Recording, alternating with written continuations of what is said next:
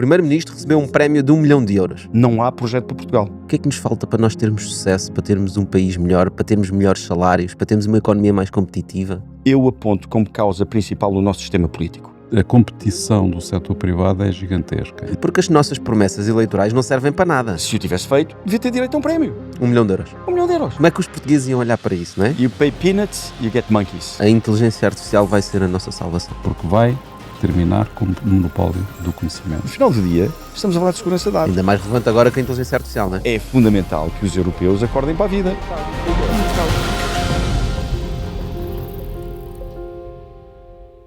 Olha, eu gostava de começar por um tema que já é tradicional aqui no Bitalk, que tem a ver com o nosso país.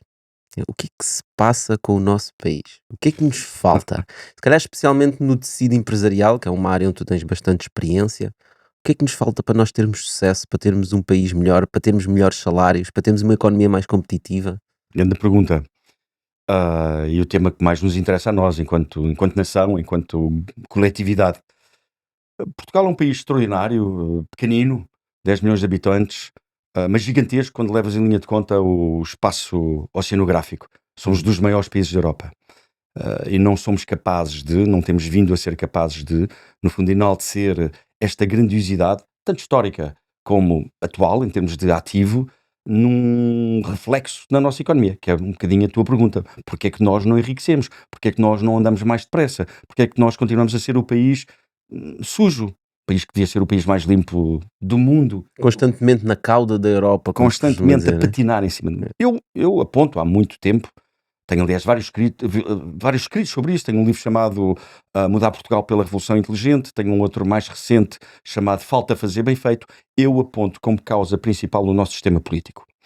E o nosso sistema político assenta numa partidocracia que neste momento está fechada. E se nós olharmos para os nossos líderes políticos, para as pessoas que andam à volta dos partidos políticos, nós verificamos que, regra geral, elas estão muito mais vocacionadas para usarem a política como instrumento de ocupação, okay? Umas vezes mais enaltecida, outras vezes não tão enaltecida, e muito menos a favor de uma causa geral. Os nossos líderes políticos são fraquíssimos. Basta ver o nosso primeiro-ministro atual. Fala mal inglês, fala péssimo inglês, tem uma licenciatura numa universidade básica. No dia que o conheci, já agora só a título de curiosidade, no dia que o conheci estava presidente do PSD e secretário-geral do PSD juntos, ainda não estavam no governo, portanto estamos a falar de Luís Montenegro e de Hugo Soares, e estavam a confundir no PRR 1 milhão de euros por português, portanto afirmavam que o PRR devia ser distribuído pelos portugueses, porque dava 1 milhão de euros a cada português. Eu perguntei-lhes que nota é que tinham tido a matemática no liceu. Foi a minha pergunta. Porque, de facto, o PRR dá cerca de 2 mil euros por português, se forem 20 bilhões. Portanto, eu considero a fragilidade do sistema político, porque é, no fundo, o sistema político que é o responsável por criar uma estratégia para Portugal, por criar uma remodelação, uma inovação no país. Nós temos um Estado absolutamente atrasado, parece do século XX, atrasado do século XX, com processos atrasados, sem estratégia. Nenhum de nós sabe o que é que o país quer ser quando for grande. Portanto, como é aos políticos cabe essa responsabilidade, no fundo, eu considero que é essa a causa maior do nosso atraso. Obviamente, como muito bem mencionaste, depois ao lado, num sistema paralelo, um conjunto de empreendedores, uma economia que vai funcionando à volta de muitos talentos, mas que funciona com muita dificuldade. Vou-te contar uma história, só para terminar esta breve introdução. Eu estive em Tallinn há 2 anos, a capital da Estónia, num evento de startups. E como sabemos, Tallinn fica à mesma distância de Lisboa, que fica para o Porto, fica ela de São Petersburgo, portanto a segunda maior cidade da Rússia. E diziam-me, cada vez que me falavam que eu era português, diziam, bom, Portugal é o maior país da Europa. Porquê é o melhor país da Europa? Perguntava eu. Porque é o país mais longe da Rússia. Mas conheci uns estónios que tinham vivido em Portugal, tinham trazido a sua startup para Portugal e tinham regressado à Estónia. E quando lhes perguntei qual a razão, disseram 2 razões muito interessantes, que é extraordinário. As nossas casas são frias, portanto eles têm frio em Portugal durante o inverno, e o nosso sistema fiscal é insuportável para, no fundo, proliferar e dinamizar a economia. Não podia estar mais de acordo. Olha, mas tu tocaste aí, por exemplo, voltando um bocadinho ao sistema político, não poderia contra-argumentar que quem coloca lá os políticos é o povo? Portanto, nós é que votamos pelos políticos que nós temos. É como alguém dizia que cada povo merece as lideranças que tem, não é? Não concordo com essa visão. Nós não temos as lideranças que merecemos, nós merecemos melhor. O que estás a dizer é que nós não temos escolha. Não temos escolha. E se vis bem, a taxa de abstenção em Portugal anda muito perto dos 50%. Em algumas eleições anda ali mesmo em cima de 50%. Portanto, há uma parte da população que de facto já não acredita nos políticos e decidiu desistir da participação política. E evidentemente, quem faça a escolha que temos, acabamos sempre por andar à volta do mal menor. E, portanto, se olharmos para as últimas eleições, afirmei várias vezes, quer dizer, e o meu pensamento não é único, é partilhado por uma vasta, bom, eu não vou dizer que é vasta maioria, porque não tenho dados concretos, mas por uma percentagem significativa de pessoas que estamos a escolher, hoje em dia, o mal menor. Mas, Tu não tens idade para isso, mas mas porquê que nós isso os dois acontece? temos. Nós lembramos dos líderes depois da Revolução. É verdade. Vou começar pela esquerda. Álvaro Cunhal, Mário Soares, Francisco Sá Carneiro, Diogo Freitas do Amaral. Bom, estavam num patamar completamente distinto do que se passa hoje. Hoje, no fundo, os líderes políticos são muito, muito, muito fracos. Olha, nós no outro dia estivemos no Parlamento a assistir a um debate de uma petição que nós fizemos em defesa da floresta e dos ecossistemas em Portugal, que foi subscrita por 20 mil pessoas. Já agora, quem quiser seguir, pode seguir o Instagram da Silveira Tech. Uhum. E eu, de facto, não era a primeira vez que estive no Parlamento, não é, a assistir a debates. Eu já tinha estado noutros períodos mais antigos. E o contraste do clima existente no Parlamento hoje, com aquilo que era, nem que seja na época que Quando estás nós a éramos falar, miúdos. não é? Na época pós-revolucionária, Certo. em que havia muito mais antagonismo político, diremos assim, mas a forma como os deputados se tratavam, a forma como o clima do debate político entre os políticos, os protagonistas, não tem nada a ver com aquilo que é hoje. Ou seja, antes discutiam-se ideias. Agora é sobretudo achegas, insultos. É teatro, não é? Parece que é um teatro. Mas Parece é que um estão mau constantemente teatro. a fazer um teatro para É um a mau comunicação teatro. Eu fiquei social, para quem muito está a mal ver. mau teatro. impressionado. Fiquei muito É uma mal falta de impressionado. educação constante. Ocorreu-me até uma coisa que nunca tinha ocorrido, que é aquela forma do Parlamento arredondada. Se calhar tem alguma analogia com o circo, não sei, não é? Hoje em dia. Com o circo. Com o circo. Eu acho tudo Epá, aquilo de já facto, muito é uma retrógrado. vergonha. O próprio conceito de Parlamento, a forma como o Parlamento trabalha, considero altamente retrógrado, considero altamente antiquado e não corresponde aos dias de hoje. O modelo. Depois, os personagens são do pior, quer dizer. Mas Do repara, pior, quer mas dizer, salvo raras exceções, eu peço desculpa, quer dizer, não gosto de generalizar, não devemos generalizar porque corremos o risco, porque há, obviamente, em todos os setores, pessoas com mérito e com capacidade de fazer bem feito. Mas, na generalidade, os exemplos que nos são transmitidos do Parlamento são terrivelmente fracos. E, portanto, Sim, é de mal demais. mas de facto. repara, tu disseste que tu pensas isso e muitas outras pessoas pensam isso, pessoas que tu conheces, etc. Mas o problema é que essas pessoas não vão para a política. Tu tentaste, de facto, eu sei, não é? Mas as pessoas abstêm-se de participar na vida política. Ou seja, a própria, se calhar, essa abstenção que nós vemos em termos eleitorais, nas várias eleições, essa abstenção estende-se para lá das eleições e Com as pessoas certeza. efetivamente não querem participar na política.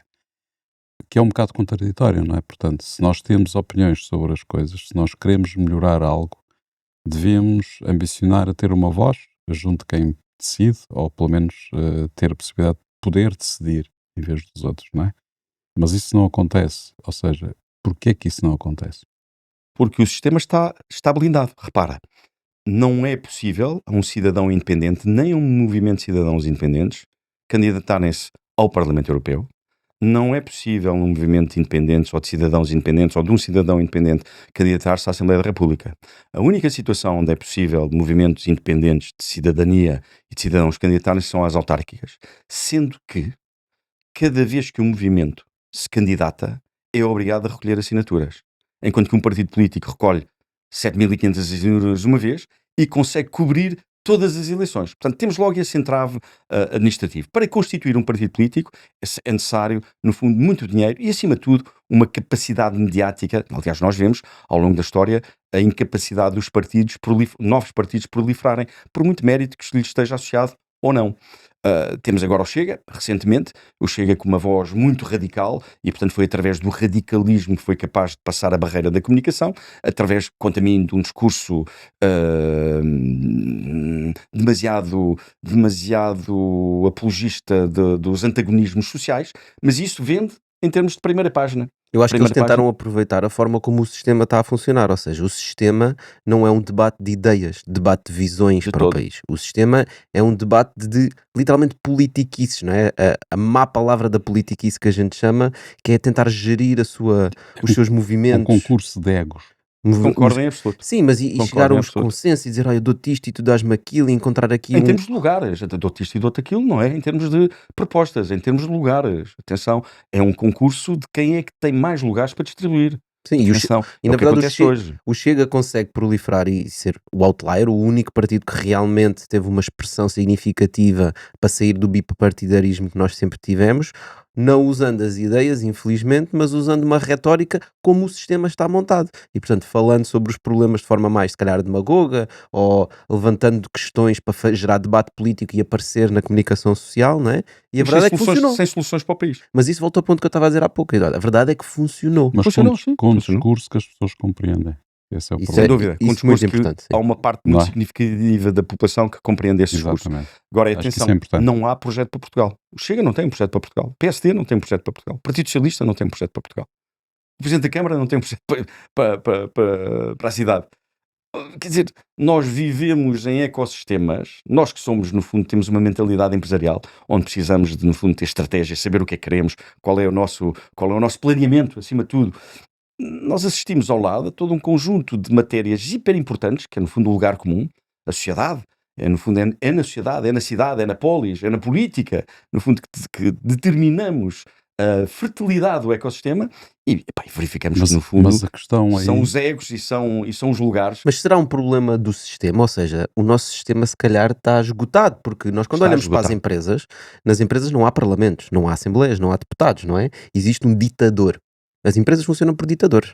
Não é? Sim, São mas muito poucos os não exemplos queremos de que o empresas. sistema funcione como uma Eu ditadura, não estou a não é? dizer que queremos, só estou a dizer que nas empresas não existe uma democracia. Estamos a falar do modelo de tomada de decisão. Eu acho que é um bocado por aí, ou seja, inicialmente o modelo foi montado e por isso pós-revolução funcionava bem, havia um debate de ideias e depois ele entrou num marasmo, não sei. Há uma diferença base entre as empresas e o sistema político ou o país.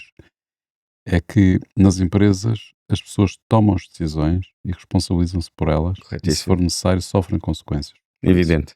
Portanto, ou seja, se tu tomas uma má decisão, vais sofrer consequências. Ou és demitido, ou vais à falência, não é? Portanto, num país, aquilo que é efetivamente premiado é fugir à responsabilidade, fugir à decisão, não é? Nós já temos discutido isso, de facto. As pessoas que estão em vários lugares no sistema político têm medo de tomar uma decisão sem essa decisão estar suportada por um conjunto de parceiros técnicos, de Isso não é pessoas verdade hoje em dia. que estejam abaixo deles, não é? Uhum. Ou seja, precisam que alguém lhes diga: nós já estudámos tudo, já vimos tudo, esta é a decisão certa. Vá, assina. Ele é o último a assinar o documento. Há uma total falta de coragem na nossa política, isso é verdade. Mas o sistema também está montado para isso, para estagnar. Andamos todos no sistema político e no Estado a tentar, no fundo, encontrar a fonte de corrupção. E, portanto, as pessoas depois também têm medo de tomar decisões. Depois a política é super mal paga. Super mal paga, quer dizer. Isso é um problema, não é? Eu diria que sim, quer dizer, no fundo afasta os melhores. No fundo, a remuneração dos políticos, a remuneração do Presidente de Câmara, a remuneração do Ministro, a remuneração do Primeiro-Ministro, não estão à altura da responsabilidade. Claro que não estão à altura da responsabilidade. O budget que um Primeiro-Ministro gera, o budget que um Presidente...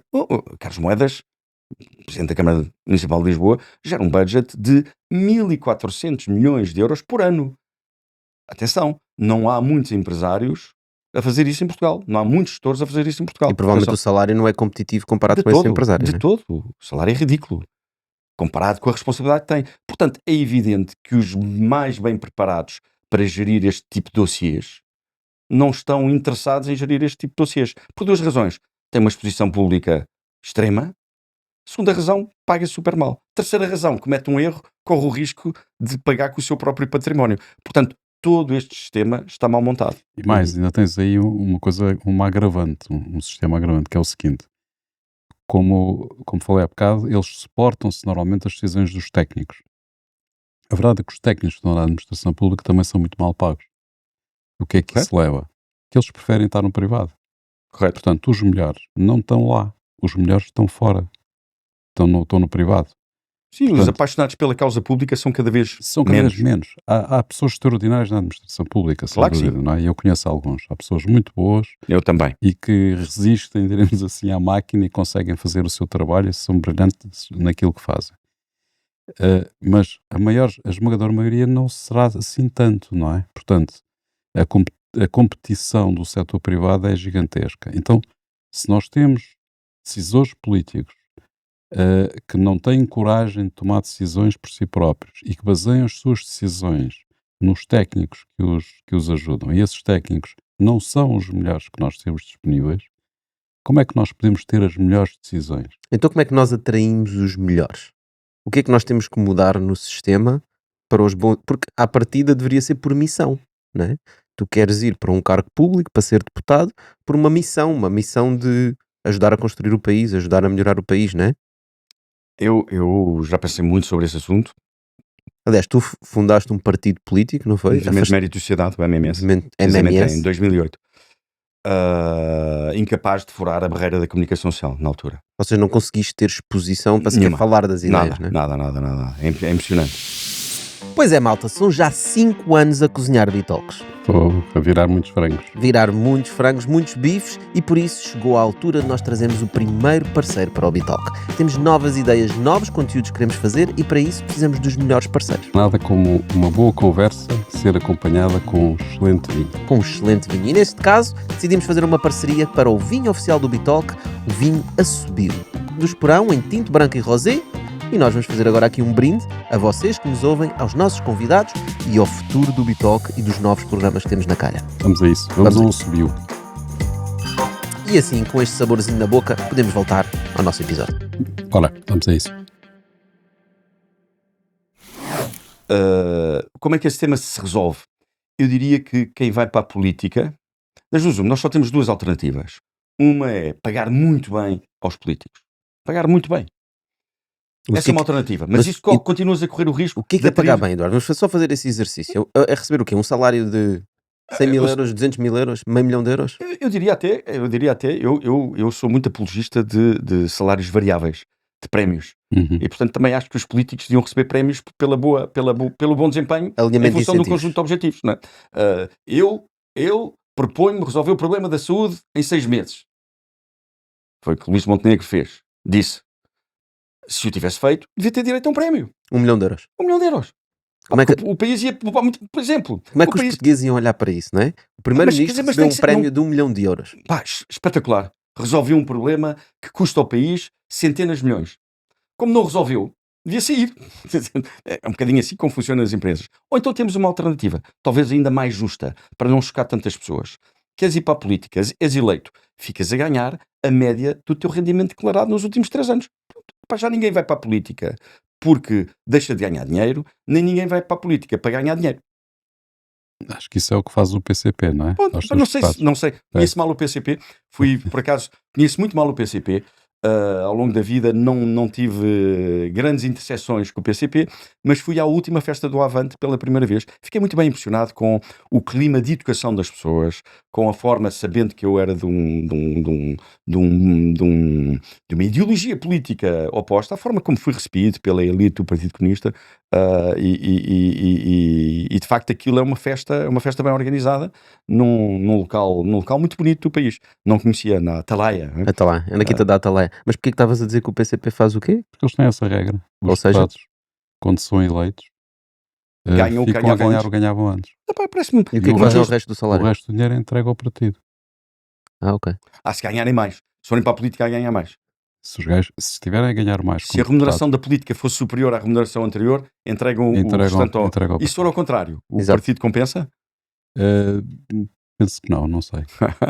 A ver, lá está, falta meritocracia ao PCP, sempre faltou. Ok, É uma estou a chatice. perceber a tua ideia. Portanto, e portanto assim podias agarrar num CEO de uma grande empresa, não é? Exatamente. Pois, a questão é como é que o povo e as pessoas vão olhar para esses salários, não é? Porque nós já falamos muito, demasiados deputados, eles estão lá a ganhar uma pipa de You massa, pay etc. peanuts, you get monkeys. Não, a verdade é essa. Eu não sei como é que as pessoas, não sei se as pessoas não iriam olhar bem. Ou seja, eu acho que com o tempo iriam perceber que isso é benéfico para todos. especialmente se fosse esta questão de colocar objetivos, de dizer, de promessas, não é? Claro. Porque as nossas promessas eleitorais não vagas, servem são- para nada. São completamente vagas, não servem para nada, não são compromisso nenhum. E eu morreria de vergonha, deixa-me dizer. Não são Eu morreria objetivos de smart. vergonha. Comprometer-me com um conjunto de matérias que digo que vou fazer e depois não fazer. Não, mas o sistema até já está montado que é para eles não terem que se comprometer com nada, porque quando vão fazer os debates na televisão e na comunicação social, não se fala de ideias para o país, nem se fala de Nada, propostas. zero. O que se fala é do Eu dinheiro, até não já sei vi do quê. falarem de comentarem a cor de gravata um do outro. Nos últimos debates, acho que foi entre Luís Montenegro e André Ventura. Houve um comentário sobre a cor da gravata um do outro. É mal demais. É mal demais, é baixo demais, quer dizer, não é? Para, eu acho que desse ponto de vista os políticos têm uma justificação. E nós ouvimos essa justificação ao longo de anos, não é? Quando o PS vai para o governo com determinado tipo de objetivos, ou quando o PSD vai para o governo com determinado tipo de objetivos, tem sempre a desculpa de não conseguirem atingir e cumprir os seus objetivos e as suas promessas, porque a situação está muito pior do que estava, do que eles pensavam que Uma estava. história é sempre muito mal contada. Mas é sempre a mesma coisa, não é? Uma coisa Ou seja, inqualificável. mesmo nos debates todos que nós ouvimos ainda hoje, na comunicação social ou em termos de parlamento, debates entre esses partidos, é sempre, vocês estão-nos a criticar, mas vocês fizeram muito pior do que nós, não é? Portanto, ou seja, eu quando cá cheguei estava afinal um caos. Mal demais. Eu nem imaginava que tivesse assim tão mal, não é? E essa é uma desculpa depois para não fazer nada, ou uma desculpa para mandar para as calengas gregas tudo aquilo que foi prometido. Mas existem alguns exemplos que funcionaram bem, não é? E, portanto, na questão da política, na pública ou gestão pública, existem exemplos que funcionaram bem, como é o caso, por exemplo, da Oeiras. A coisa é completamente diferente. Aliás, na tua opinião, se o país tivesse evoluído à mesma velocidade que Do foi Oeiras? desenvolvido a Oeiras, nós Estávamos no éramos topo da Europa. um dos países do topo da Europa. Pá, o O Oeiras que é que tem um funcionou líder- em Oeiras? Tem um líder obcecado. Isaltino Moraes, que eu conheço bem, é um líder obcecado.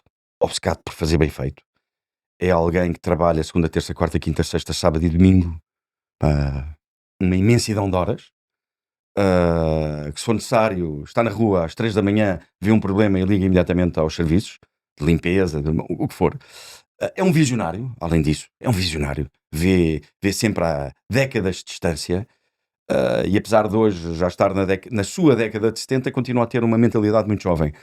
E portanto, o que aconteceu em Oeiras é fruto de uma liderança muito forte, de uma liderança muito convicta sobre a obra que tem que fazer. E a obra que tem que fazer reduz-se a uma explicação básica.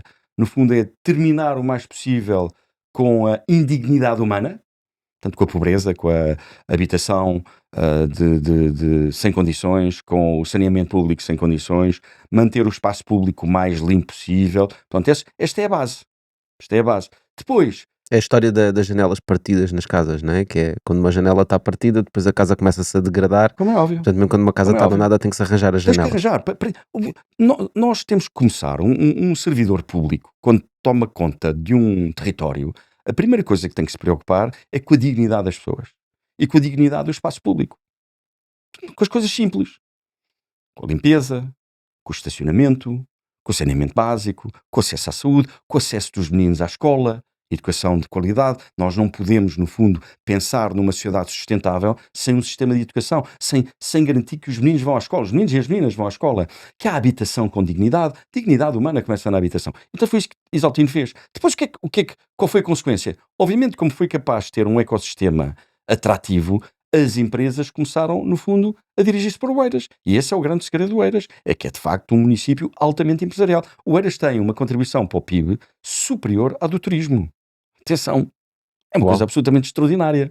Num território muito pequeno. Portanto, o que é que tem o Oeiras? Tem uma estratégia. E tem uma liderança. Qual é a estratégia? A estratégia é garantir que faz tudo bem feito para ser um ecossistema, para ser um território De de atração. nível europeu.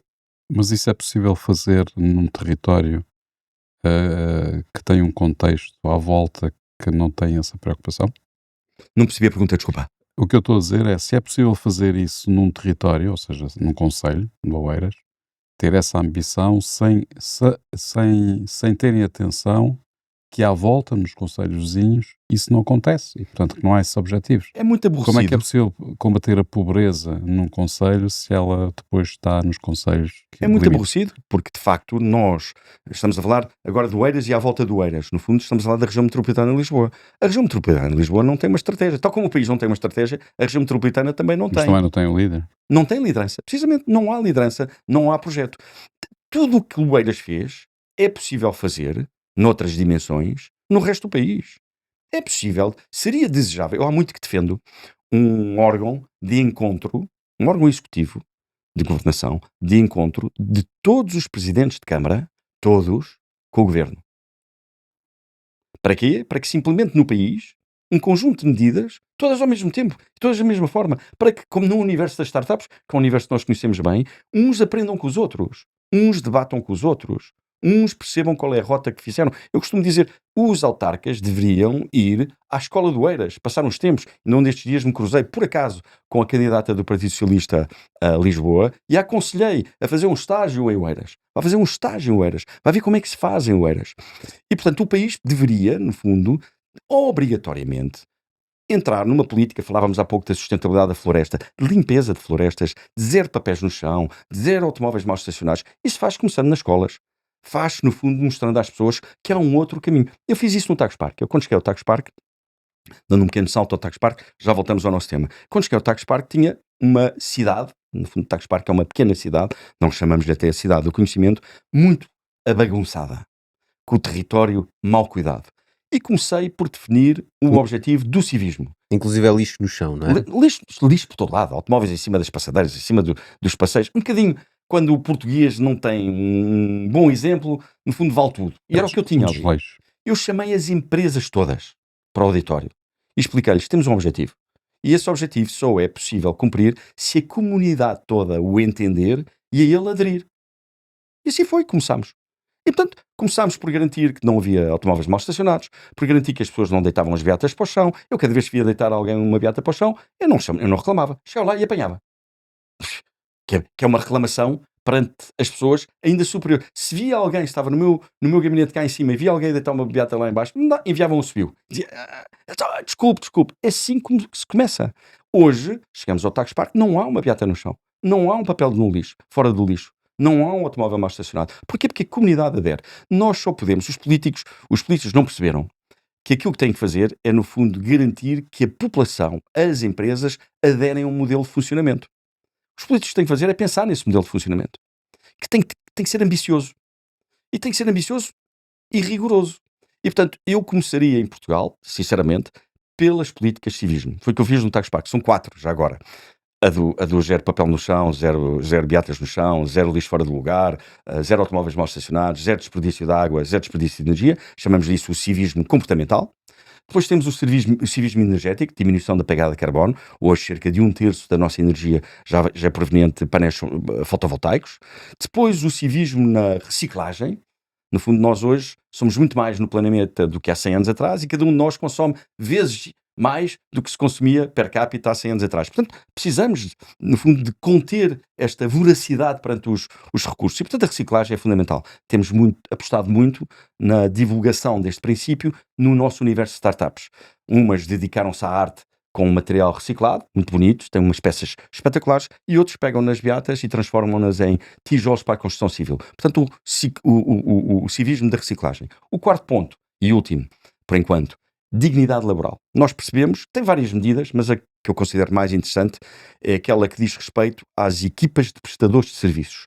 Nós temos 4 equipas de prestadores de serviços, portanto, pessoas que trabalham no Tagus Park, para o Tagus Park, mas não são funcionários do Tagus Park. São funcionários de prestadores de serviços. Equipas de limpeza, equipas de segurança, equipas de manutenção e equipas de jardinagem. Percebi, em 2018, quando cheguei, que a maior parte daquelas pessoas ganhava salário mínimo nacional. Eu sou, há muitos anos, como sabem, apologista de um salário mínimo muito mais elevado. Porquê? Por causa da dignidade das pessoas. As empresas, se não forem capazes de pagar salários acima do salário mínimo, têm que desaparecer. Senão, se nós considerarmos que o salário mínimo pode ser baixo, consideramos que aceitamos a escravatura. E nós queremos, no fundo, um mundo diferente desse. E, portanto, o que é que fizemos? Chamámos os patrões e aumentámos em cerca de 50% o salário mínimo nacional com uma linha Prémio Tagus Park para todas aquelas equipas. Ou seja, vocês pagaram extra Tudo aos extra. prestadores de serviço e eles comprometeram-se a usar esse dinheiro para aumentar o salário das pessoas que prestavam serviços no Tagus Park. Eles comprometeram-se, não, eles são obrigados a pôr na folha, a entregar às pessoas aquilo que nós entregamos à empresa como prémio adicional das pessoas. O que é que conseguimos com isto? Duas coisas absolutamente espetaculares. A primeira foi, no fundo, aquelas pessoas olham para nós de uma forma completamente diferente. Veem que o seu trabalho é reconhecido. Veem que o seu trabalho tem importância. 2, dão-lhe uma importância maior. Porque sabem que saírem dali do Tagus Park, perdem aquele prémio. E vão trabalhar para outra empresa cliente dos seus patrões que não lhes paga aquele prémio. Portanto, têm também um incentivo a fazer bem feito. De acordo com aquilo que são os nossos KPIs, os nossos Key Performance Indicators. E, portanto, nós hoje conseguimos ser uma cidade muito bem gerida, muito agradável. Porquê? Porque temos todo um conjunto, temos um conjunto de atores, de agentes, completamente motivados para fazer bem feito. E Mas o não que sei tu Falta no país. Mas a vossa cidade tem uma particularidade, é que não tem habitantes. Tem habitantes ao lado. São serviços, não é? Sim, mas tem as pessoas na fase do dia em que elas estão acordadas, estão a trabalhar, em que produzem mais lixo, em que consomem mais, em que vão mais vezes à casa de banho, em que andam mais de carro, portanto, a fase da noite, que é quando as pessoas estão em casa, é uma fase mais sossegada, consome-se menos. Portanto, sim, não temos gente a viver, temos gente à volta a viver.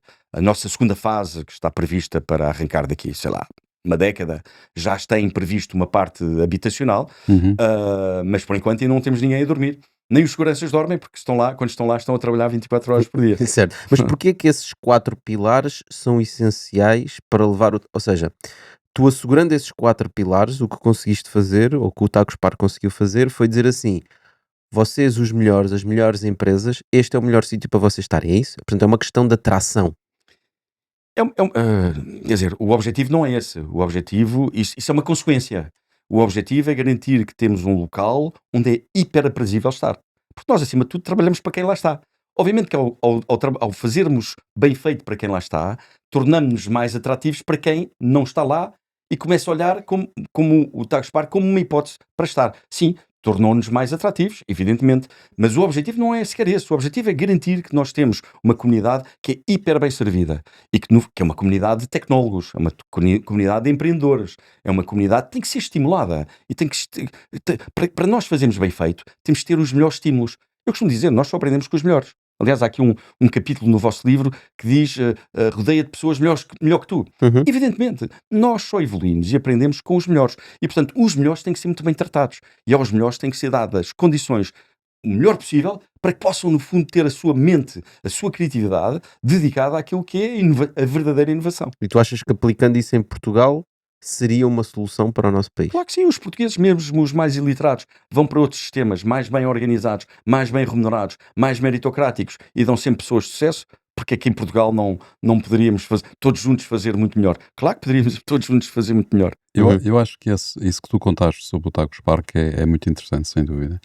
E fez-me aqui lembrar, fez-me lembrar aqui um episódio que eu já vou contar, mas antes disso queria só dar esta nota, é que efetivamente quando as coisas estão arrumadas, e eu acho que isso é importante para todos os empresários e para todas as pessoas que têm responsabilidades nas suas organizações, é que quando há ordem, quando as coisas não são desleixadas, as pessoas têm outro tipo de atitude e outro tipo de comportamento, não é?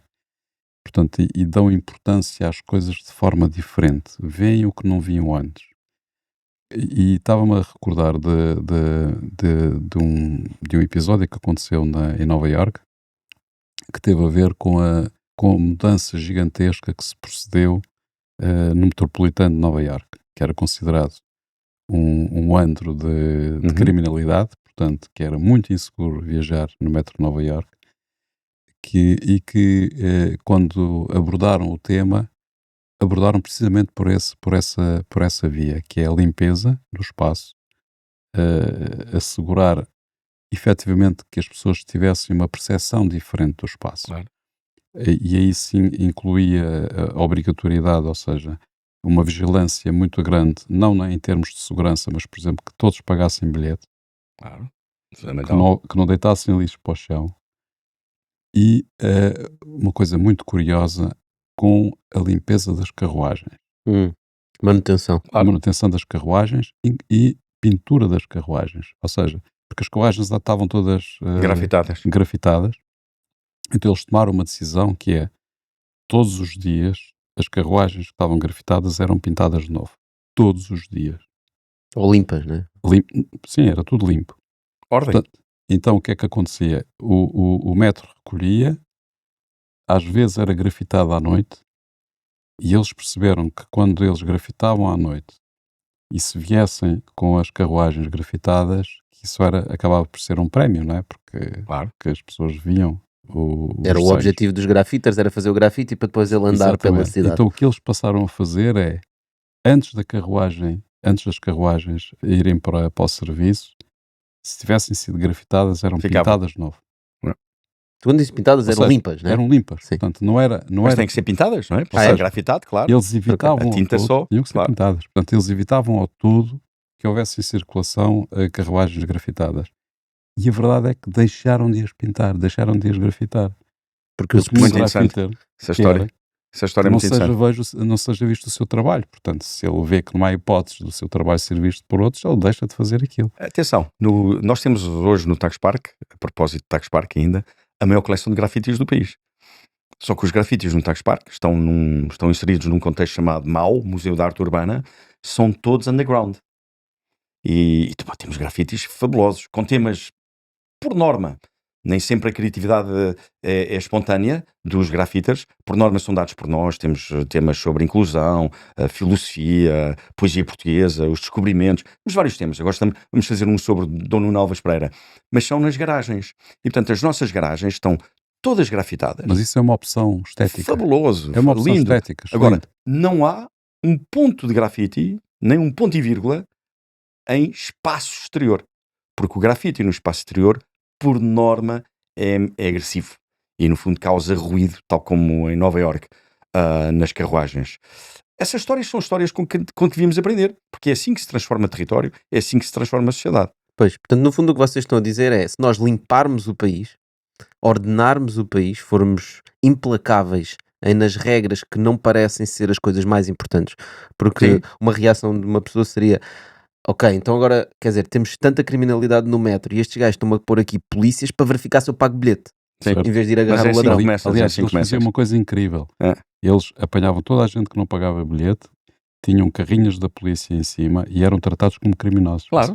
Iam para lá, tinham que identificar-se, etc. Isso o que fez foi, com o tempo, aqueles que eram os que cometiam os crimes dentro do metro, desapareceram.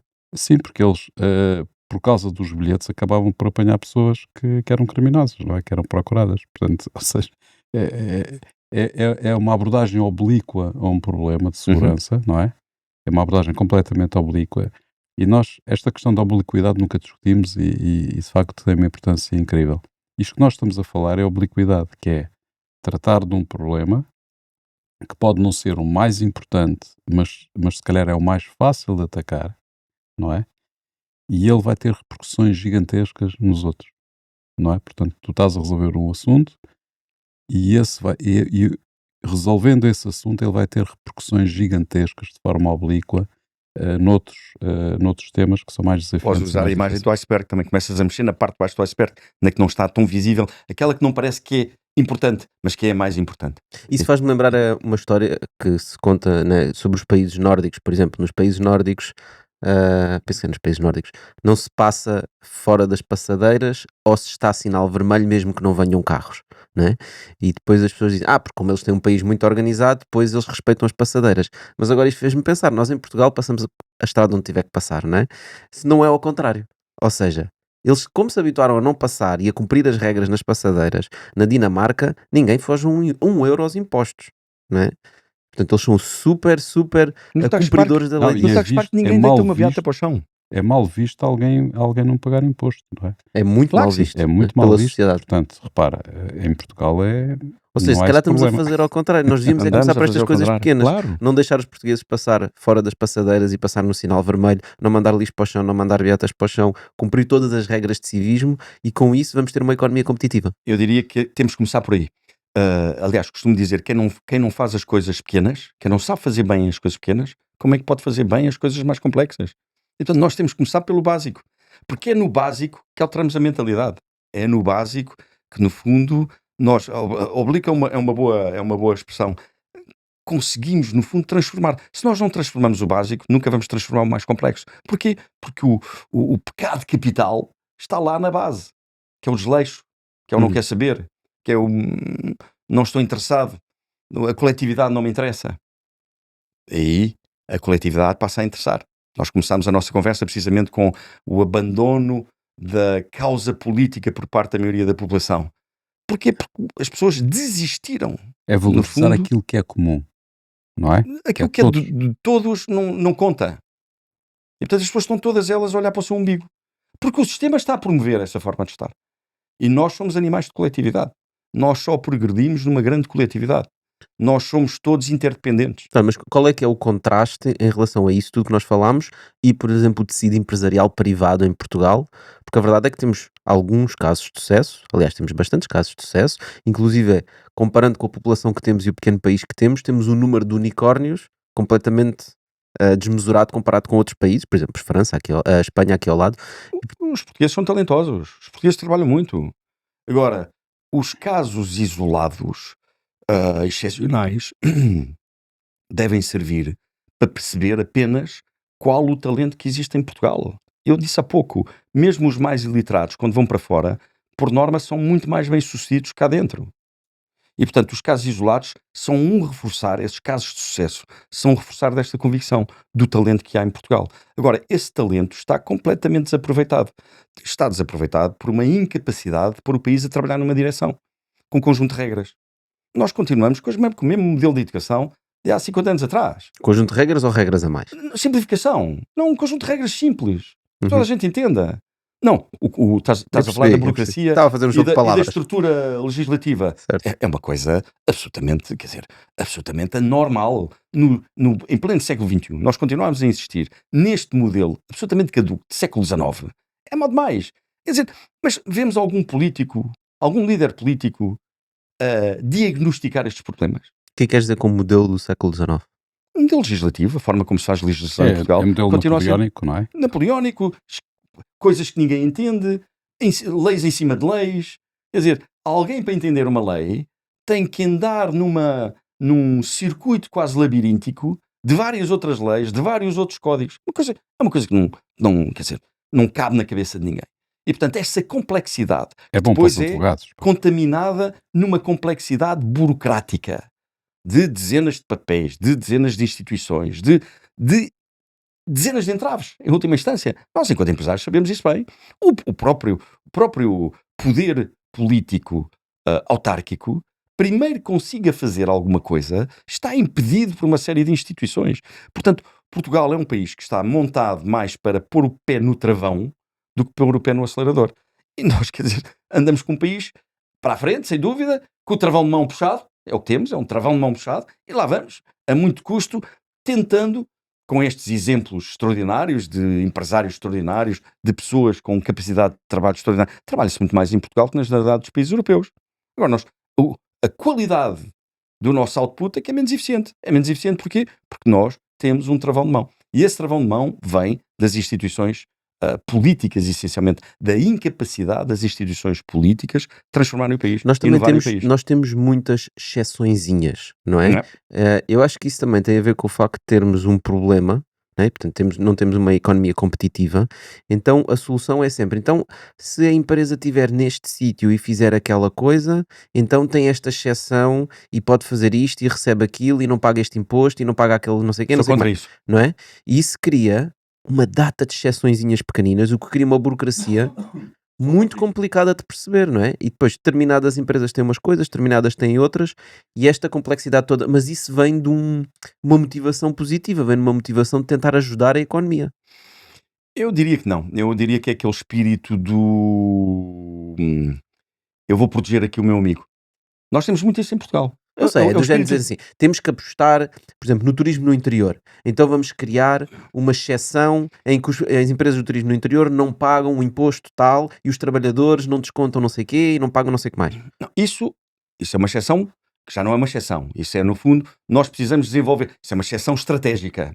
Isso. Nós precisamos desenvolver que contributo é que o Estado vai dar para o desenvolvimento deste setor.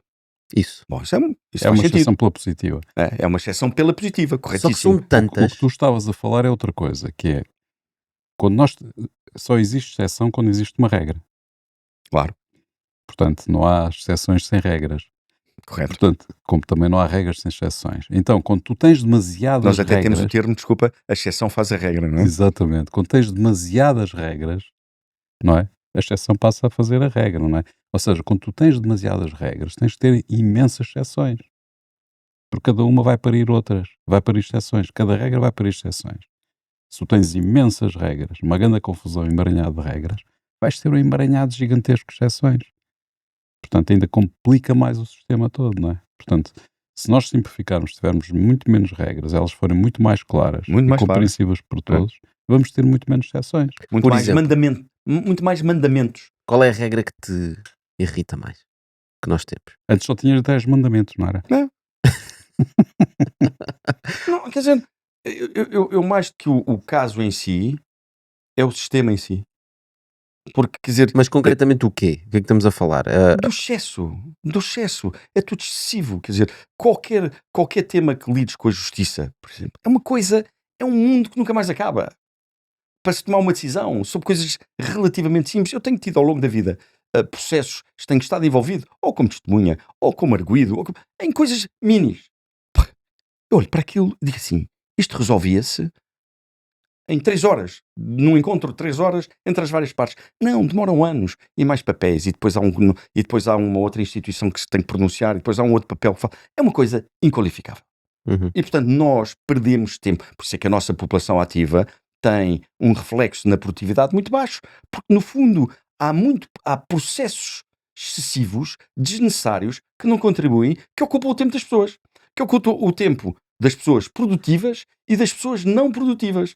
É terrível. E, portanto, eu prefiro focar-me na incapacidade do sistema se simplificar e se modernizar do que propriamente em regras, porque no fundo, há uma proliferação. À medida que vamos tendo contacto com esta forma de atuar do Estado, vamos percebendo nas diferentes frentes, eu diria que a grande exceção é a fiscalidade, não falha, está super bem organizada, no fundo o Estado a recolher dinheiro do cidadão e das empresas, essa está super bem organizada, apesar do modelo ser complexo, até aí deveria ser mais simples, mas o que é facto é que esse modelo nunca... Tu repara, os governos, as legislaturas sucedem-se sem que ninguém faça um diagnóstico. Imagina que amanhã vais gerir uma empresa. A primeira coisa que vais fazer é fazer um grande diagnóstico. Sim, perceber o que é que se passa. Obviamente. Ninguém faz um diagnóstico ao modo de funcionamento do Estado. Ninguém. Quer dizer, por acaso agora há mais uma vez um ministro da reforma administrativa, cujo objetivo é a reforma administrativa. Mas ao longo dos anos, as reformas administrativas têm sido nulas. É para despedir uns, para contratar outros. Quer dizer, isso não é reforma administrativa. Isso é mais uma brincadeira. Portanto, nós estamos, no Estado português, a anos-luz daquilo que nas empresas, nomeadamente nas empresas mais bem-sucedidas, está a ser feito em termos de análise, de estratégia. É exatamente, olha, e é exatamente esses temas que nós vamos abordar agora na nossa versão extended aqui do Bitalk, mas antes disso vamos à nossa frigideira, que estás aí, frigideira? Eu posso assegurar que o que não falta fazer bem feito aqui é um bitoque. Certo. O Bitalk nós fazemos bem, né? E não temos regras muito complexas. Olha, o que é que tens para nós? O que é que tens para o Eduardo? Temos o bife, o ovo, o arroz e a batata. Qual dos ingredientes preferes? O bife, o ovo, o arroz e a batata. Só dá para escolher um? Só dá para escolher O ovo. o ovo. O ovo! Vamos então estrelar o ovo. Boa. Estou só a preparar o ingrediente, só mais uns segundos e... aqui vai. Alguma vez vamos deixar de ser um país de cunhas e passar a ser um país virado para o mérito? Precisamos dar esse salto muito. Não, mas a pergunta é, alguma vez isso vai acontecer? Eu espero bem que sim. Mas achas que vai acontecer? Acho que sim. Acho que vai ter que acontecer. Vai demorar mais tempo do que aquilo que seria desejável, mas vai ter que acontecer. Os portugueses não vão continuar a aguentar muito mais tempo esta cultura do protecionismo de uns em desfavor do outro. A cultura de mérito. Até porque os portugueses apostam muito na educação dos filhos. Os portugueses veem bem a meritocracia no ambiente escolar. Atenção. E por isso é que apostam muito e apostam muito na garantia que os seus filhos são bons estudantes. Porque acreditam na meritocracia. se não acreditassem na meritocracia, não punham os seus filhos na escola, não apostavam tanto na educação dos seus filhos, não motivavam tanto os seus filhos a ser bons alunos. E, portanto, está no espírito português. Mas depois são confrontados com uma cultura de amiguismo, nomeadamente na gestão da causa pública, onde há uns que passam à frente. Nós temos que gradualmente criar uma cultura que começa na escola, de meritocracia, para terminar precisamente com esse flagelo da Cunha. Mas eu acho que talvez possamos aí abordar um outro tema dentro disso, que é a Cunha, se calhar, é uma consequência de nós não sabermos avaliar, novamente. Ou seja, a falta de avaliação das situações também se transpõe para a questão da nomeação das pessoas. Ou seja, Como tu tens alguém que tenhas dificuldade em confiança, avaliar, né? como tens dificuldade em ver o mérito das pessoas, não há essa cultura de mérito, e como não tens dificuldade em fazê-lo, vais pela confiança. E a confiança é ir buscar alguém que tu conheces, ou que foi recomendada, foi referenciada, não é? É um Portanto, exemplo típico numa empresa seria, imagina, tu assumes a liderança de uma empresa e há um departamento qualquer na empresa que é preciso reformular, por alguma razão estratégica, o departamento de vendas. E tu não consegues montar um bom sistema de entrevista, um bom processo de entrevista para encontrar uma pessoa para liderar aquele departamento. Então o que é que tu vais fazer? Vais pensar em alguém que tu conheces, que tens confiança e vais dizer, olha, tu é que vais liderar aquele departamento. Jamais faço isso. Mas é o que o país E faz. já me criou vários dissabores ao longo da vida, não fazer isso, mas é o quê?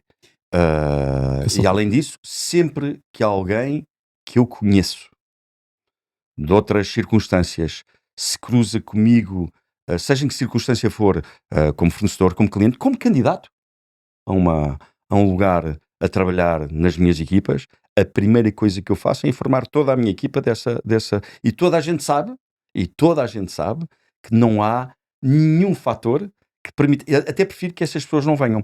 Porquê? Porque em caso da coisa correr mal, tu vais estragar uma amizade anterior.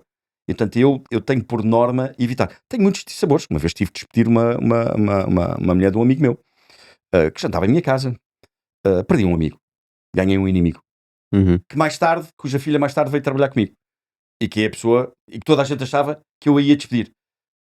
Por via da maldade depois que me foi feita anteriormente por meu antigo suposto amigo. Ok? Não. Pelo contrário, tem sido promovido ao longo do tempo. Porquê? Por mérito próprio. E, portanto, essa disciplina, nós temos que ter essa disciplina na vida em geral. Fica aqui o voto, malta, para que tenhamos mais essa disciplina e que possamos tratar destes 4 pilares para ajudar o nosso país. Eduardo, obrigado por teres vindo. Ora, essa foi um Nós vamos gosto. continuar nas nossas plataformas, na nossa versão Extended. Até à próxima. obrigado, Eduardo, obrigado a todos. Mais novos tipos de cogumelos, que são os reishi, que estavas a falar. Dentro dos medicinais, E tens também sim, aqueles que são os mais os nootrópicos. nootrópicos, que são substâncias que potenciam a capacidade cognitiva. Claro, é que este jubileão com todas estas características, o primeiro produto realmente do Bitalk. Isto é um Lion's Mane em cápsulas. Ele é desidratado, a baixa É desidratado. temperatura, triturado e é encapsulado. Não há aqui misturas estranhas. Ou seja, é puro. É puro, sim. O consumidor vai ter acesso ao cogumelo puro, ou seja, exatamente a parte do fungo ativa. Decidimos que um produto no Bitalk para os bitocas só podia ser um produto com qualidade, um produto de alta qualidade. Temos aqui o primeiro Bitalk Nootrópicos.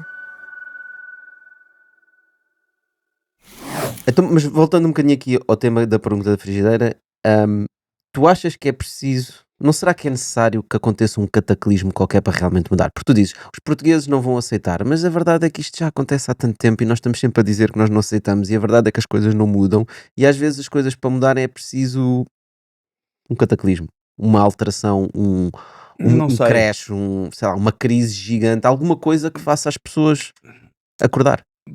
Por norma é, quer dizer, não é? E por isso é que as revoluções, eu falei no meu livro de 2007, Mudar Portugal por uma Revolução Inteligente. As revoluções, por norma, não são muito inteligentes, são sangrentas, são violentas, por isso se chamam revoluções. Eu sou muito apologista da inteligência. A inteligência é aquilo que, no fundo, ajuda a mudar o mundo. Sou menos apologista da violência. E, portanto, eu acredito que hoje estamos a entrar numa fase onde aquilo que dizemos é mais ouvido. E, portanto, eu acredito que a inteligência das pessoas vá descobrir que há um modelo e que, no fundo, permita exigir uma mudança. Mas isso tem que ser a população a fazê-lo, sem ser uma revolução sangrenta. Nós tivemos uma revolução em 25 de Abril de 74. Foi uma revolução que no seu próprio dia resolveu temas muito importantes. Resolveu o tema da descolonização, no próprio dia. Resolveu o tema de vamos descolonizar, resolveu o tema do vamos libertar os presos políticos e vamos dar liberdade de expressão às pessoas. No próprio dia aconteceram coisas muito bonitas, que depois foram adulteradas. Nós olhámos para trás, porquê? Porque a revolução não foi devidamente pensada, não foi inteligente. A descolonização foi um caos, para quem lá ficou e para quem teve que sair. Estou olhando agora há 50 anos atrás, um caos, absoluto caos, quer dizer, maior desrespeito pelo ser humano. A forma como as liberdades foram implementadas em Portugal ajudou a confundir liberdade com abuso e, portanto, andamos ainda a pagar essa fatura, eu diria.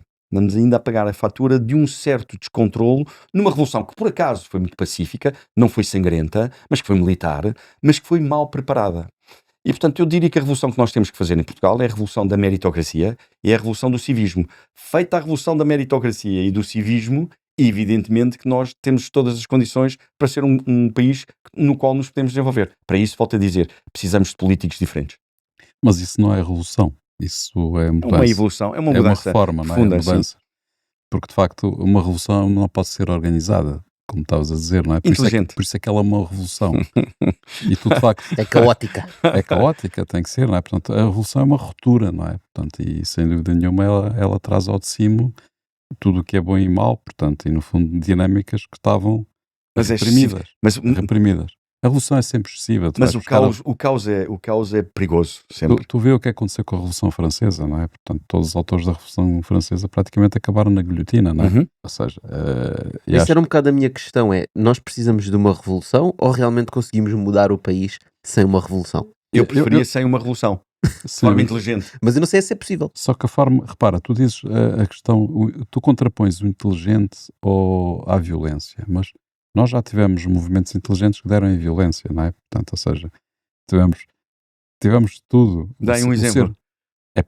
Olha, o movimento nazi, não é? Portanto, Não, pois, na Alemanha. é horroroso. Não é? Mas era uma inteligência depravada, não é? Tu podes classificá-la como quiseres a posteriori, mas a verdade é que ela foi tão inteligente que mobilizou todo o povo em torno dela, não é? Portanto, e em torno de objetivos que podem parecer meritórios, desenvolvimento económico, de valorização da pessoa. Mas cheia de etc. malícia, cheia de malícia. Nós achamos isso Eu a acho que a posteriori. malícia não é inteligência. Repara, mas as pessoas não acharam na altura que houvesse malícia, portanto acharam que era inteligente. Portanto, nós temos de ter muito cuidado também com isso, porque às vezes pensamos que as coisas são inteligentes e elas não são assim tão inteligentes, ou pelo menos as suas intenções podem ter malícia, não é? Como estás a dizer. Portanto, eu não sei se nós vamos conseguir fazer dessa forma, conforme o Eduardo está a dizer, acho que seria muito bom e acho que era o normal desenvolvimento do ser humano. Portanto, se nós assistíssemos a uma progressão da sociedade sempre de forma positiva. E eu acho que nós não temos assistido muito bem a isso, ou seja, se nós olharmos para o passado recente e compararmos aquilo que são as instituições, aquilo que é o poder, aquilo que são um conjunto de sinais que nós vemos hoje na sociedade, nós vemos que estamos pior hoje do que estávamos há uns anos atrás. Uhum. Objetivamente pior. Temos piores políticos, não só em Portugal, nós estamos aqui a queixar de Portugal, mas na Europa nós não temos políticos. É um processo europeu, sem dúvida. Não é? Portanto, ou seja, não há ninguém com visão na Europa. Temos movimentos, ou seja, há um desinteresse das pessoas pela política generalizado, não é só em Portugal. Há a subida de tom de políticos e de movimentos que são radicais, que não apresentam propostas, apontam problemas, mas não apresentam soluções. Correto. E, portanto, mobilizam facilmente as pessoas e portanto, podem ser radicais e podem-nos levar a revoluções pouco inteligentes, não é? Correto.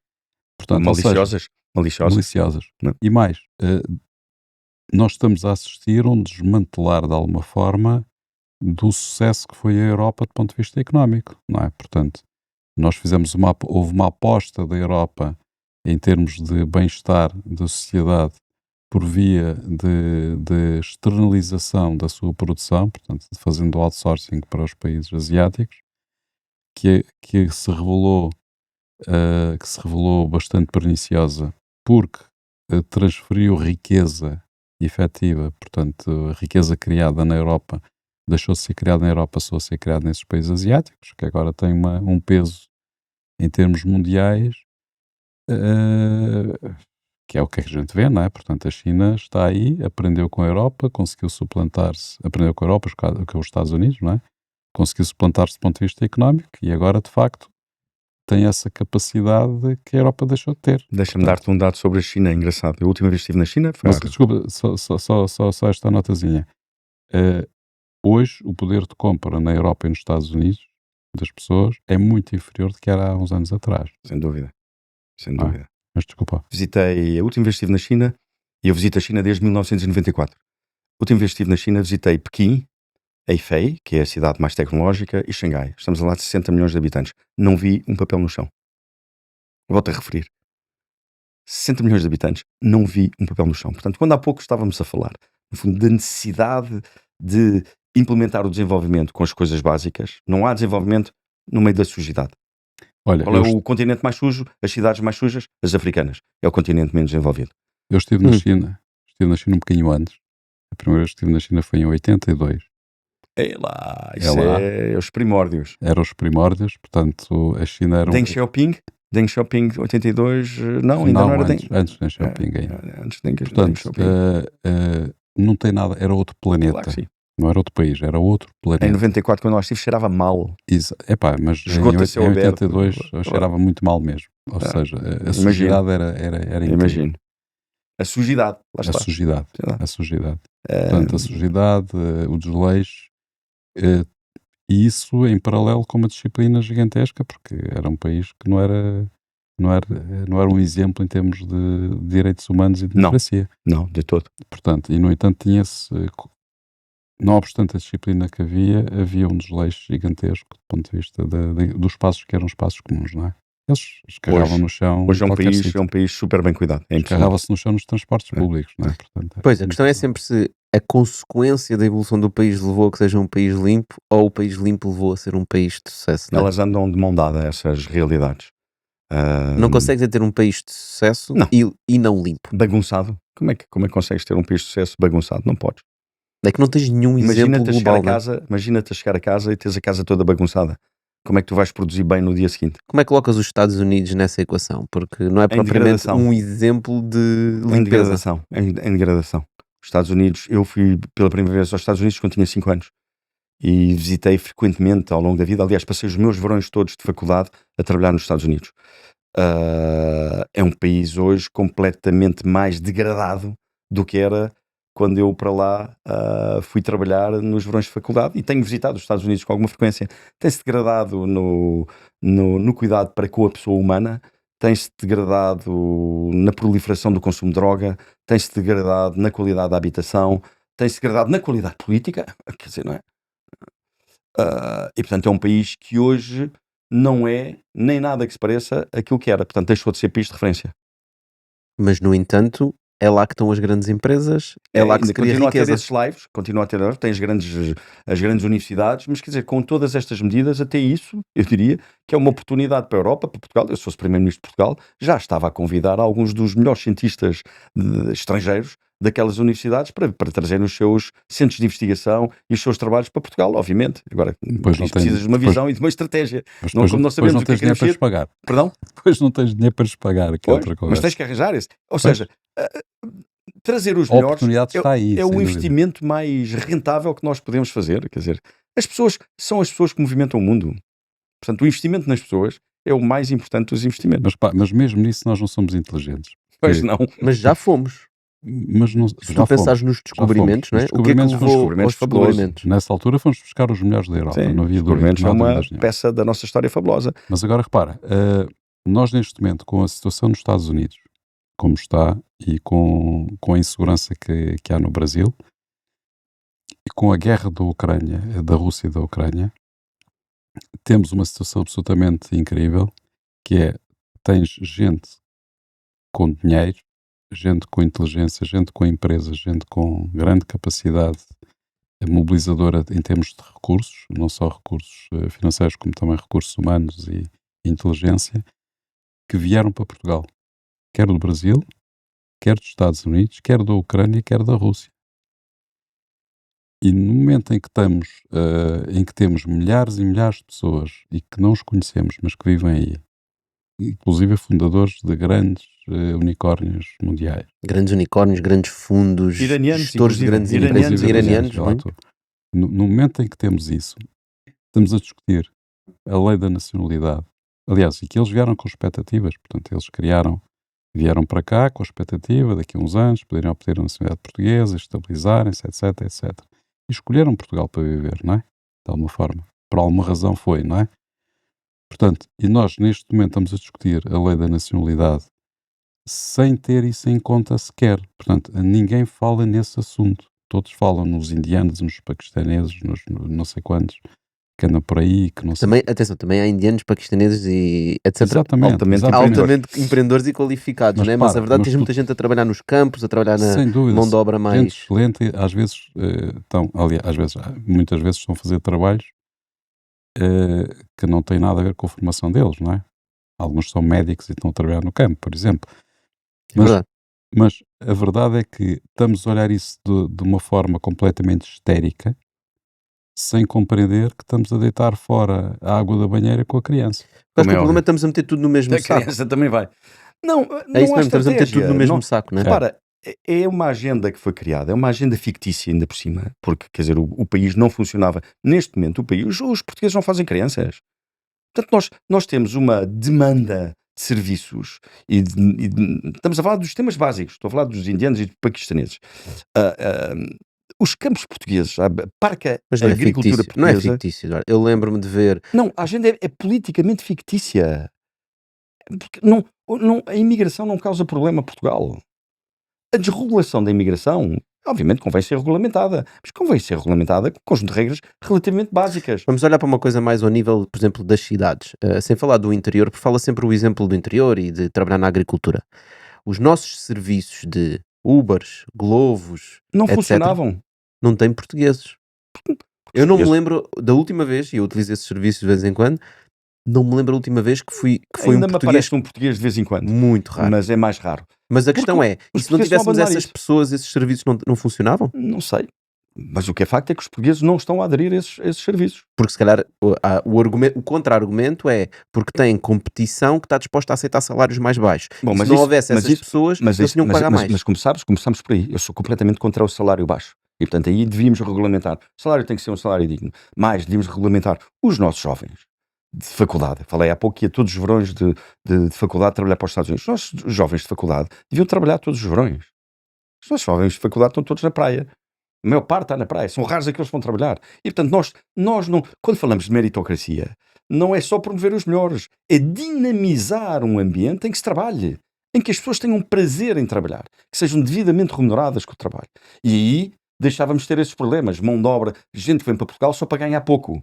Isso é mau. Esse lado é mau. Agora, o que é facto é que nós vamos aos restaurantes, vamos às cozinhas de restaurantes, vamos às mesas de restaurantes e vamos aos hotéis, vamos aos quartos de hotéis que é que anda a limpar. São pessoas oriundas de outros países, porque os portugueses, regra geral, não estão dispostos a fazer esse tipo de trabalho. O outro argumento é porque essas pessoas estão cá, não há espaço para os portugueses, porque os salários, como são baixos, só eles é que poderiam trabalhar ali, porque um português não consegue sobreviver com aqueles salários. Porque eles vivem em Lisboa, eu estou a dar o argumento do outro lado, vivem em Lisboa, em casas onde estão a dormir 12 pessoas. Mas isso, lá está, isso é falta de regras, isso é inqualificável. E isso nós, enquanto sociedade, não devíamos permitir. Comecei por falar na necessidade da dignidade habitacional. Aliás, a nossa conversa começou com a dignidade habitacional. Ou seja, é nessas matérias onde nós não podemos perder o rigor. Quando nós perdemos o rigor nos papéis no chão, nos carros mal estacionados, na forma como falamos uns com os outros no trânsito, na forma como deixamos estarem 12 pessoas numa habitação que é só para 3, isso aqui é contra as regras do civismo. E, portanto, nós não podemos, no fundo, matar o mensageiro. Nós estamos a querer matar o mensageiro. Mas como é que resolves o problema? Precisas de 12 drivers para a Uber Eats, para a Glovo, seja o que for, e eles, com os salários que recebem, não conseguem ter uma casa em Portugal, porque as casas são muito Hum, caras, e ficam 12 pessoas a viver numa casa no centro de Martim Moniz. Mas se não for possível ter 12 pessoas a viver numa casa no Martim Moniz e essas pessoas tiverem que pagar mais, elas já não vão aceitar aquele salário. Ou já não vêm. E, portanto, a oferta e a procura, nós Ok. somos economistas e temos esse raciocínio bem montado. Oferta e procura andam sempre coladas uma à outra. E, portanto, quando a procura aumenta, a oferta responde. Isto tem a ver com o preço. Se eu pagar mal porque a sociedade me permite que eu pague mal, obviamente, os mais desgraçados vão aderir a esse modelo. É o modelo da sobrevivência. Eu não sou apologista desse modelo. Há sempre Sou alguém que contra. está pior. Há sempre alguém que É está sempre pior. alguém que está pior, sim. Há sempre alguém que Mas está esse pior e vai argumento, aceitar. mas estás a ver, tu há bocado estavas a falar, mesmo o movimento nos Estados Unidos, o movimento do Trump, etc., foi muito alavancado no seu movimento político com a imigração que há nos Estados Unidos. O movimento que nós temos aqui do Chega em Portugal é alavancado Sem no dúvida. movimento da O Chega imigração. só fala de imigração. Mas a verdade, espera aí, desculpa, a verdade é que se tu fores para as ruas, se fores para o centro do país, para o interior do país, a verdade é que nós nunca tivemos tantos imigrantes como temos hoje em dia. Corretíssimo. É verdade. É. Corretíssimo. Nunca Total- tivemos. Total verdade. É verdade. Total verdade. Só Total que verdade. depois um argumento de um lado diz assim, não, mas nós precisamos deles para a economia funcionar.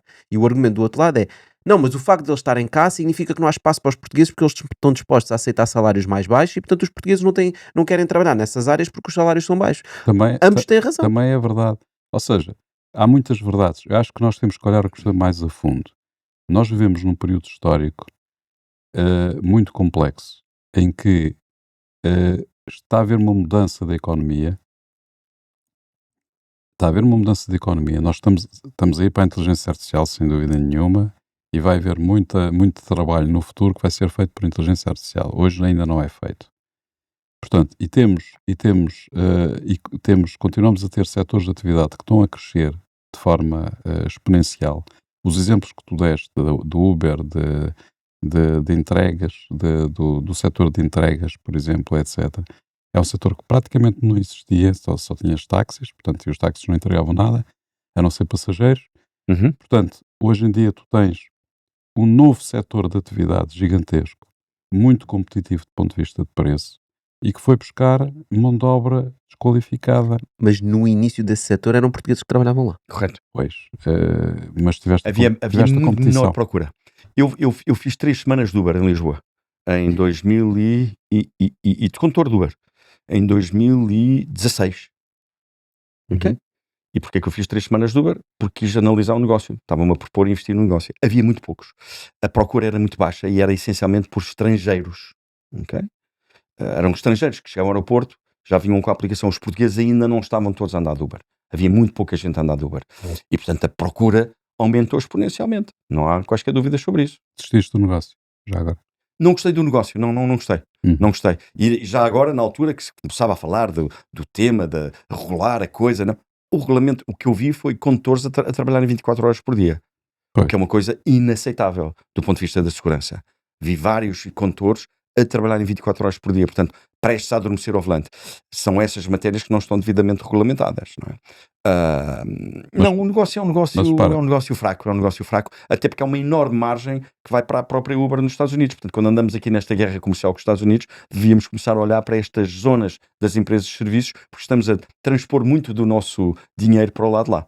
Foi uma das bocado- das formas como a China resolveu, foi. Não, Claro. não há nada Nós- dessas exatamente. coisas. Fica tudo era no um bocado país. aquilo que eu tudo queria lá cá, falar. claro. Ou seja, nós efetivamente, com estas mudanças, com as alterações que está a haver, estão a haver em simultâneo com outro fenómeno, que é não há crianças. Ou seja, Sim, que era em o que o Eduardo termos- estava a falar há pouco. em termos da população dos países chamados desenvolvidos, portanto da Europa Ocidental e dos Estados Unidos, há um decréscimo Há cada uma vez crise maior. demográfica. Há uma crise grande. demográfica brutal. Portanto, se tu tens uma crise demográfica, se tu tens as pessoas que têm ambição de ter melhores empregos, ter empregos mais intelectuais, mais bem remunerados, etc. E simultaneamente tens um conjunto de serviços novos a explodir, epá, a atração para ter mão de obra barata É grande, é gigantesca. claro. E ainda por cima com esse fator que tu agora disseste, Eduardo, que é tu tens uma distribuição da riqueza ou do valor que é completamente desproporcional e que é Corretíssimo. incompreensível. Ou seja, efetivamente há um conjunto de valor que é gerado e que nunca fica cá. Vai para outras geografias. Portanto, quando No falámos há caso do pouco Uber, vai para os Estados Unidos, não a é? fragilidade da Europa reside aí. Não há estratégia para a Europa. E, portanto, nós continuamos aqui numa sanduíche. Agora estamos aqui em detalhes. Mas o que é facto é que os europeus, neste momento, estão todos pendurados nas empresas americanas. Na Google, na Apple. Os nossos dados estão todos nas mãos dos americanos. Na Amazon. Tudo. E, portanto, a Europa, de facto, está a olhar para isto tudo de braços cruzados. No fundo, faz muitas reuniões. Não, os europeus são os que reúnem mais. Os líderes europeus estão sempre a reunir. E metem multas. Sim, mas quer dizer, de efetivo, de transformador, de inovador, não aparece nada. E, portanto, são os comentadores. Os nossos políticos estão muito mais na área do documentário, tal como o nosso Presidente da República, não é? Esteve muito tempo na área do documentário, do que propriamente na área da ação concreta. E isso está-nos a atrasar. Não, mas qual é que é a alternativa? Repara, a alternativa não é proibir. Eu por acaso estava aqui, fui aqui ao meu, o meu ecrã principal no meu tablet e olho aqui para as empresas, para as aplicações que eu tenho aqui. O que é que eu tenho aqui? Made in USA. LinkedIn, Netflix, Notion, Google, Yeah. Made in Dropbox. Made in USA. É tudo USA. Yeah, Só made tenho in aqui o USA. Spotify. Ok. É o único que safa, né? O Spotify. Mas, por exemplo, eu nem ChatGPT, uso Spotify. Eu não uso Spotify. Eu uso Apple OpenAI. Music. OpenAI, Grok. Tudo. Made in USA. Ou seja, qual é a alternativa? Se tu proíbes essas coisas, Não, todas não estas tens de proibir. aplicações no meu Tu não tablet tens de proibir. desaparecem. Tu não tens de proibir. Tu tens é que estimular o aparecimento de soluções europeias. Made in Europe. De modo a que esse rendimento todo fique do lado de cá. Por um lado. E por outro lado, estamos a falar de segurança de dados. No final do dia, estamos a falar de segurança de dados. Ainda que mais, é o tema mais importante. ainda mais Portanto, relevante agora com a inteligência mais artificial, né? obviamente. Portanto, é fundamental que os europeus acordem para a vida e não achem que podem, que não acham que nós europeus achamos que continuamos no planeta mais desenvolvido. Isto falta a noção do que anda a acontecer no resto do mundo. Por acaso- E esta dependência, desculpa, Diz isto. esta dependência que nós temos do ponto de vista da segurança e da economia dos Estados Unidos é uma dependência que nós devíamos rapidamente estar a trabalhar para terminar com ela. Mas não é só essa que nós temos. Nós temos, por exemplo, uma dependência alimentar gigantesca, Uhum. não é? Portanto, ou seja, quando nós olhamos para o mundo e vimos a especialização das empresas, a especialização dos países em termos de produção disto, daquilo e daquilo outro, e que depois havia todo o comércio mundial que se compensava e que nós hoje temos acesso a todos os produtos, independentemente da época do ano, não é? Que é o que acontece. Podemos comer bananas todo o ano, Uhum. e maçãs e morangos, se assim quisermos, não é? Coisa que são frutas da época. Se isto acabar de alguma forma, ou seja, se houver uma conjuntura política ou económica ou sanitária, como já tivemos, não é? Sim, sim. Em que este fator vai para o calheiro, como é que a gente faz? Vamos todos emagrecer rapidamente. Não é? Nós não temos nenhuma soberania alimentar, Uhum. estamos feitos. Se acontecer uma coisa desse tipo, estamos feitos. Sim, já falámos sobre esse tema. Mas olha, voltando à parte geracional, há aí um argumento para a inteligência artificial, que é exatamente esse, que tem a ver com se não há filhos, se nós não temos renovação das gerações, né? E portanto a base da nossa pirâmide está cada vez mais curta, mais Correto. estreita, Correto. isso significa que a inteligência artificial pode ser a resposta para os nossos problemas dos ganhos de produtividade que nós estávamos à procura. Se nós conseguimos criar robôs que fazem entregas, não é? Deixamos de ter essas vai ser a pessoas. nossa resposta. É para aí que caminha o argumento da inteligência artificial quando se diz, vai retirar empregos. É uma visão, mas tu tens, atenção, continentes onde a taxa de natalidade é hiper alta. Por exemplo, França, um dos argumentos, no fundo, dos movimentos mais extremistas é que os muçulmanos produzem muito mais crianças que os não muçulmanos. E esse é um dos argumentos para o cuidado que temos que ter com a alteração demográfica, no fundo. Okay? A África tem uma taxa de natalidade cada vez maior, com uma taxa de mortalidade infantil a começar a decrescer. Portanto, o mundo, nós não podemos... eu não gosto de olhar para o mundo fragmentado. O mundo é um só. E é por isso é que existem estes fenómenos migratórios desta economia cada vez mais global, ou pelo menos de uma informação que é cada vez mais global, e o mundo funciona reagindo a esta informação. Porquê que vêm muitos indianos para Portugal e muitas pessoas do Bangladesh para Portugal? Porque a informação de que há oportunidades em Portugal proliferou. Se não houvesse oportunidades em Portugal, eles não vinham. Atenção. E a oportunidade, obviamente, começa por ser demográfica, porque nós temos falta de pessoas. Temos falta de pessoas. A oportunidade também pode ser a facilidade de entrada. Entrar A facilidade Portugal para ir de para outros entrada países. ajuda. Para A ir para facilidade de outros entrada países, não é? ajuda. Nós Obviamente. somos também um país de entrada de imigrantes para os outros países europeus, não é? Corretíssimo. A entrada ajuda. A E entrada vemos- ajuda. e vemos A facilidade claro- de entrada ajuda. E vemos claramente que há negócios. Fala-se muito na questão da imigração e tal, mas nós vemos negócios. Nós vemos na rua negócios que são autênticos tráficos humanos, não é? Portanto, encapotados com lojas disto, daquilo e daquilo outro. Portanto, é óbvio que em termos de imigração uma coisa é os que cá estão e o que é que fazem e que condições é que devem ter em termos de trabalho, de habitação, de saúde, de segurança social e por aí fora, e também a controlar estes ciclos, estes trajetos que existem migratórios, que são autênticas, que é autêntico tráfico humano, não é? Portanto, e acho que sobre isso então tem que haver um controle. Sem dúvida. E é aí Absolutamente. que se deve incidir sobretudo, não é os que estão a trabalhar, mas sim sobre os traficantes. É a mesma coisa como a droga, não é? São os traficantes que devem ser combatidos, não é? Mas nós temos bons exemplos no mundo de... Traficantes de humanos, neste caso. É Traficantes horrível, não é? Temos bons exemplos no mundo de boa gestão da imigração. Austrália, Singapura, são exemplos extraordinários de boas regras de imigração. Portanto, é uma questão de, uma vez mais, é uma questão de irmos estudar o que é que os melhores fizeram e adaptar à nossa realidade. Mas nós criámos agora um novo instituto para a imigração, E não é? somos extraordinários a criar institutos e a mudar o nome dos institutos e a mudar o nome das polícias. O tema não é criar mais institutos, o tema é criar melhores regras. Regras mais simples, regras que toda a gente entenda, regras que sejam muito claras e simples que toda a gente entenda. Só assim é que as regras podem funcionar, é se elas forem totalmente perceptíveis. Olha, então, para terminarmos numa nota positiva, estás otimista ou pessimista? Sou sempre otimista. Pois, mas isso é um otimismo cego. Mas sou sempre otimista. Sou sempre otimista. Mas uma pessoa que nos esteja a ouvir, que depois desta conversa toda ficou, oh meu Deus, o que é que eu faço? Isto está horrível. O que é que eu faço? Continuamos Como é a que lutar nós- por um Portugal melhor.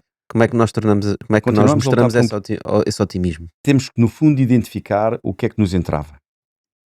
Não podemos, no fundo, ir atrás daquilo que... Não podemos acreditar em tudo o que nos dizem. Temos que ter um olhar mais crítico. Portanto, não podemos acreditar agora o problema de Portugal é a imigração. Claro que o problema de Portugal não é a imigração. A imigração tem que ser regulada como os outros problemas. O problema de Portugal também não é a justiça. A justiça tem que ser melhorada. O problema de Portugal é uma desorganização, uma desordem global assente numa enormíssima incompetência para governar o país, para transformar o país. E a incompetência não é deste governo, é deste, é do anterior, é do anterior ao anterior, é do anterior ao anterior ao anterior.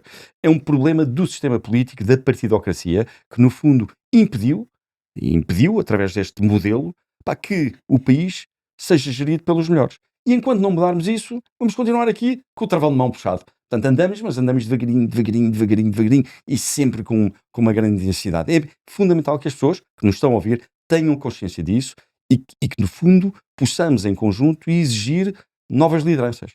Mas tu achas que o problema da competitividade da nossa economia também vem daí? Também. Sem dúvida. Também.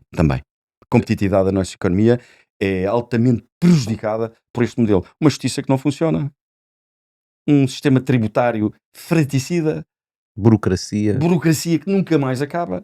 Bom, é o miúdo da Estónia, é o miúdo que eu conheci na Estónia. Portugal é o melhor país. Clima fabuloso, as pessoas são muito simpáticas, gastronomia top. Mas depois, longe da Rússia.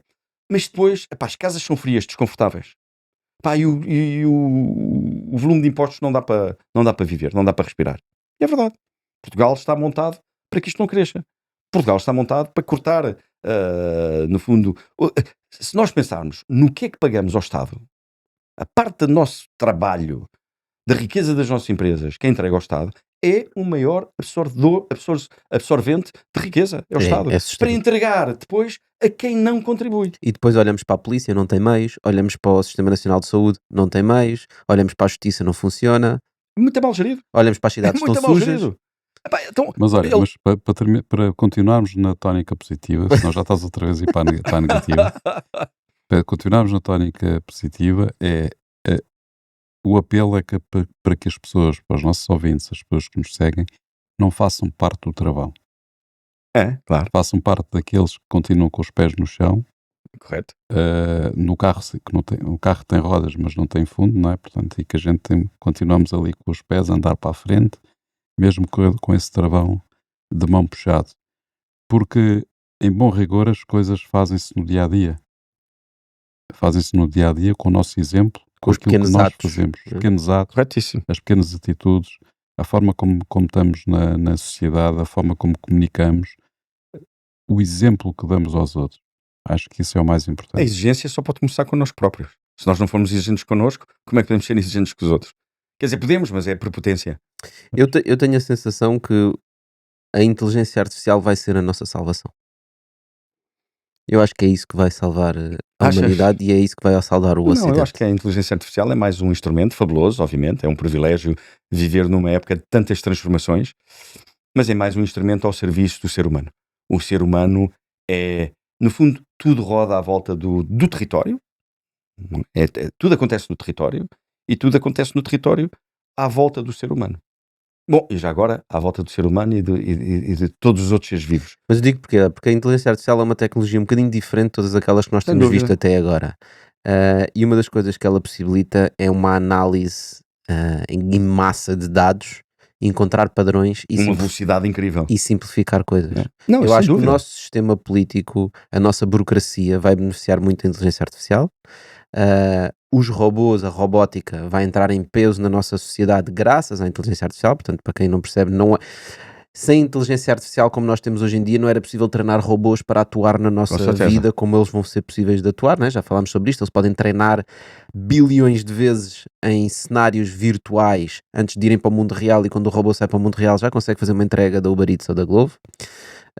E por isso eu acho que é essa inteligência artificial que nos vai permitir criar uma economia com mais valor, né? Criar mais riqueza, e ajudar-nos a analisar estas coisas complexas, resolver problemas na justiça, resolver problemas na saúde, né? Deixar-nos ter uma saúde tão de curar a doença e ser mais, por exemplo, preventiva. Claro, Porque é na uma das causa. soluções para o nosso Serviço Nacional de Saúde é deixarmos de curar a doença e começarmos a olhar antes, para as pessoas não Como- sequer como é chegarem aos óbvio, hospitais, como nem é sequer óbvio, chegarmos como é aos óbvio. centros de saúde.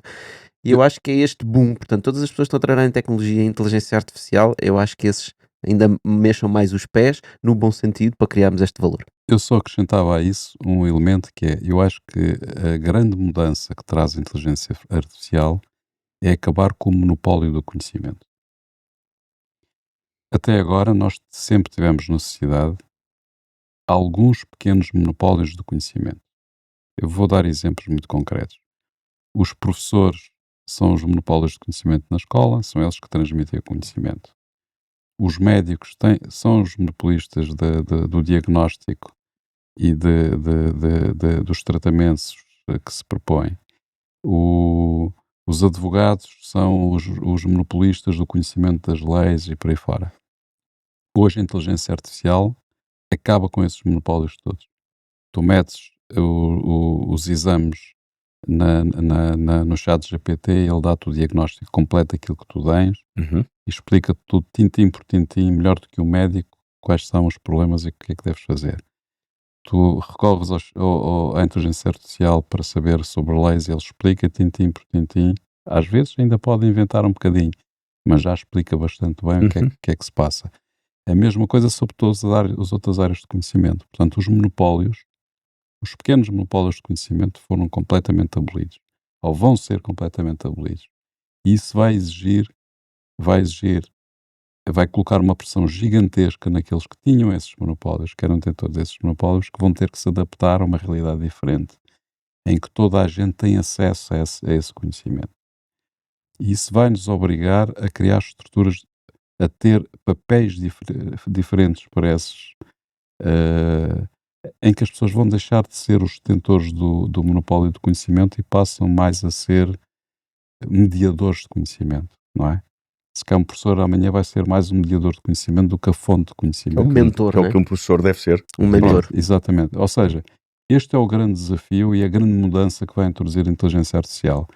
E sendo assim, também vai fazê-lo ao nível do poder, não é? Ou seja, qualquer tipo que tome uma decisão, ele sabe que vai tomar essa decisão, vai ser julgado por pessoas que têm acesso a tanto conhecimento quanto ele. Portanto, É completamente diferente. Essa mudança é absolutamente radical. E é a esperança, desse ponto de vista, que estavas a dizer, pá, a inteligência artificial se calhar vai nos safar disto tudo. Vai ajudar, sem Vai dúvida. ajudar. Vai ajudar por causa disto. Porque vai terminar com o monopólio do conhecimento. Bom, temos claramente de substituir o Presidente da Assembleia da República por uma inteligência artificial. Olha, Eduardo, muito obrigado por teres vindo.